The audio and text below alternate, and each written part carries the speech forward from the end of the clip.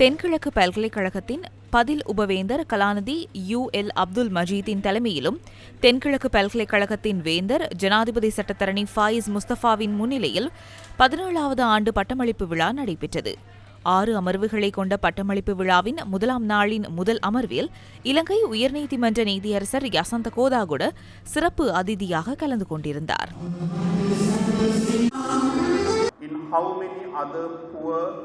or developing countries does the state provide free education at university level? எத்தனை வறிய அல்லது அபிவிருத்தி அடைந்து வரும் நாடுகள் பல்கலைக்கழகங்கள் வரையான இலவச கல்வியை வழங்குகின்றன? இலங்கையில் பிறந்து கல்வி கற்பது தொடர்பில் எத்துணை பெருமையும் சிறப்பு தன்மையும் கொண்டுள்ளீர்கள் என்பதை நீங்கள் சிந்திக்க வேண்டிய தருணம் இதுவாகும். பெரும்பாலானவர்கள் இலவச கல்வியை தமது உரிமையாக பயன்படுத்திக் கொள்கின்றனர். என்னை பொறுத்தவரையில் இலவச கல்வி என்பது பெருமை மிக்கதொன்றாக இருப்பதுடன் அதனை நாம் பாதுகாத்து பலப்படுத்தி அபிவிருத்தி செய்து முன்னகர்த்த வேண்டும். நீங்கள் எமது நாட்டிற்கு செய்யும் சேவையே எமது நாட்டிற்கான மீளச் செலுத்துகையாக மாற்றலாம். வெளிநாட்டு வேலைவாய்ப்பு மற்றும் வெளிநாட்டில் வசிப்பதில் உங்கள் கவனத்தை செலுத்த வேண்டாம்.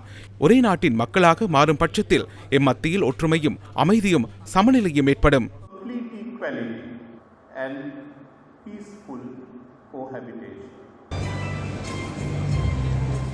இரண்டாம் அமர்வில் கழனி பல்கலைக்கழகத்தின் பொருளாதாரத்துறை பேராசிரியர் கலாநிதி சீதா பி பண்டாரவும், 3வது அமர்வில் இலங்கைக்கான சவுதி அரேபிய தூதுவர் காலித் ஹமூத் அல் கஹ்தானியும் கலந்து கொண்டு உரையாற்றினர்.